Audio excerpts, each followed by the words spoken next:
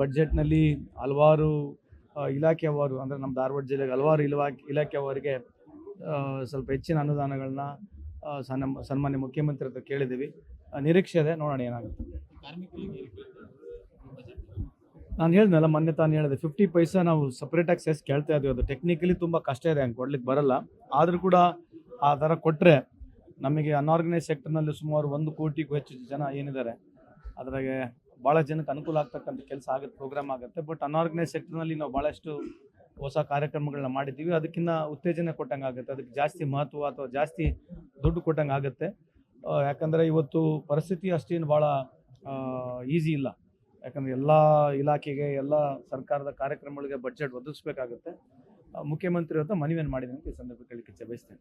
ಅಲ್ಲ, ನಾನು ಮೋಹನ್ ಅವರು ಏನು ಅಪೇಕ್ಷೆ ಹೇಳಿದ್ದಾರೆ ಅದ್ರ ಬಗ್ಗೆ ನಾನು ಚರ್ಚೆ ಮಾಡೋಕ್ಕೆ ಹೋಗಲ್ಲ. ಬಟ್ ಸದ್ಗುರು ಅವರು ಕೆಲವು ವಿಚಾರಗಳನ್ನ ಮಾತಾಡಿದ್ದಾರೆ, ದೇಶದ ವಿಚಾರದಲ್ಲಿ ಮಾತನಾಡಿದ್ದಾರೆ. ಅದು ಶಿವರಾತ್ರಿ ಇರ್ತಕ್ಕಂಥ ಸಂದರ್ಭ ಅಲ್ವಾ, ಅದನ್ನು ಬಿಟ್ಟು ಸ್ವಲ್ಪ ಯಾಕೋ ನನಗೆ ನನ್ನ ವೈಯಕ್ತಿಕವಾಗಿ ಯಾಕೋ ಸ್ವಲ್ಪ ರಾಜಕೀಯ ಮಾತಾಡಿದಾರೆ ಅಂತ ಅನಿಸುತ್ತೆ ನನಗೆ. ಆ ಥರ ಮಾತನಾಡಂಗಿದ್ರೆ ಒಂದು ಬೇರೆ ಬಗ್ಗೆ ಡಿಸ್ಕಷನ್ ಮಾಡ್ಬೋದು. ಅವರಿಗೆ ಆಡಿಯನ್ಸ್ ಇದ್ದಾರೆ, ಯಾರಿಗೆ ಸದ್ಗುರು ಅವರಿಗೆ ಆಡಿಯನ್ಸ್ ಇದ್ದಾರಲ್ಲ ಅಂತಲ್ಲ, ನಾನು ಅವ್ರ ಅಡ್ಮೈರರ್, ಅವ್ರ ಫ್ಯಾನು. ಆದರೆ ಕೆಲವು ಸಂದರ್ಭದಲ್ಲಿ ಈ ರೀತಿ ಮಾತನಾಡ್ತಕ್ಕಂಥದ್ದು ಎಷ್ಟು ಸರಿ ಎಷ್ಟು ತಪ್ಪು ಅಂಥೇಳಿ ಇದು ಅರ್ಥ ಮಾಡ್ಕೋಬೇಕು. ಯಾಕಂದರೆ ನರೇಶನ್ ಅಂತಕ್ಕಂಥದ್ದು ಹೇಳ್ತಕ್ಕಂಥದ್ದು ಸಿಚುವೇಶನ್ ಬಂದಾಗ ಆ ವೇದಿಕೆನೇ ಬೇರೆ ಇರಬೇಕು. ಆ ವೇದಿಕೆ ಅಲ್ಲ, ಅವ್ರು ಹೇಳ್ತಕ್ಕಂಥದ್ದು ವೇದಿಕೆ ಅಲ್ಲ. ಆ ಆಡಿಯನ್ಸ್ ಇರ್ತಕ್ಕಂಥದ್ದು ಏನಿದೆ ಅಲ್ಲಿ, ಶಿವರಾತ್ರಿ ಸಂದರ್ಭದಲ್ಲಿ ಅಲ್ಲೆಲ್ಲರೂ ಶಿವನಾರಾಧಕರು, ಶಿವನ ಭಕ್ತರು ಹೋಗಿರ್ತಾರೆ. ನಾನು ಕೂಡ ಒಬ್ಬ ಫ್ಯಾನ್ ಆಗಿ ಯೋಚನೆ ಮಾಡ್ತಕ್ಕಂಥ ಸಂದರ್ಭದಲ್ಲಿ ಆ ಥರ ಮಾತನಾಡ್ತಕ್ಕಂಥದ್ದು ಸರಿಯಲ್ಲ ಅಂತ ನನ್ನ ವಾದ. ಸರ್ಕಾರ ದಿವಾಳಿ ಆಗಿದೆ ಅಂತ ಜೋಶಿ ಸಾಹೇಬ್ರು ಹೇಳ್ತಿರ್ತಕ್ಕಂಥದ್ದು ಅದು ಬೇರೆ ಚರ್ಚೆ ಮಾಡೋಣ. ಸರಿ, ಕೇಂದ್ರ ಸರ್ಕಾರ ಏನಾಗಿದೆ ಅಂತ ಏನೇನು ಹೇಳ್ತಾರೆ ಅವರು. ಯಾಕಂದರೆ ನಮಗೆ ಬಂದು ಅವರು ಈ ರಾಜ್ಯದವರೇ ಇದ್ದಾರಲ್ವಾ, ಜೋಶಿ ಸಾಹೇಬ್ರು ನಮ್ಮ ಜಿಲ್ಲೆಯವರೇ ಇದ್ದಾರೆ. ಪ್ರತಿ ಸಲಕ್ಕೆ ಬಂದ ತಕ್ಷಣ ರಾಜ್ಯ ಸರ್ಕಾರಕ್ಕೆ ಅಟ್ಯಾಕ್ ಮಾಡಿ ಹೋಗ್ತಾರೆ, ತೊಂದರೆ ಇಲ್ಲ. ಕೇಂದ್ರ ಸರ್ಕಾರದಿಂದ ಏನಾಗಿದೆ, ಕಳೆದ 11 ಬಡ್ಜೆಟ್ ಬಂದವು ಕೇಂದ್ರ ಸರ್ಕಾರದಿಂದ. ಆ 11 ಬಡ್ಜೆಟ್ಲಿಂದ ಕರ್ನಾಟಕಕ್ಕೆ ವಿಶೇಷವಾಗಿ ಧಾರವಾಡಿಗೆ ಏನೇನು ಅನುಕೂಲ ಆಗಿದೆಯಾ ಅದನ್ನು ಚರ್ಚೆ ಆಗಲಿ ಅಂತ ನನ್ನ ವಾದ. ಅವ್ರು ಹೇಳ್ತಕ್ಕಂಥದ್ದು ಏನಾದ್ರೆ 1 ತಿಂಗಳ ಲೇಟ್ ದುಡ್ಡು ಬರಲಿಲ್ಲ, 2 ತಿಂಗಳ ದುಡ್ಡು ಬರಲಿಲ್ಲ ಅಂದ ತಕ್ಷಣ ದಿವಾಳಿ ಎದ್ದೋಗಿದೆ ಅಂತ ಹೇಳ್ತಾರೆ. ಕೇಂದ್ರ ಸರ್ಕಾರದ ಏನನ್ನ ಚರ್ಚೆ ಮಾಡ್ತಾರ ಕೇಳಿ.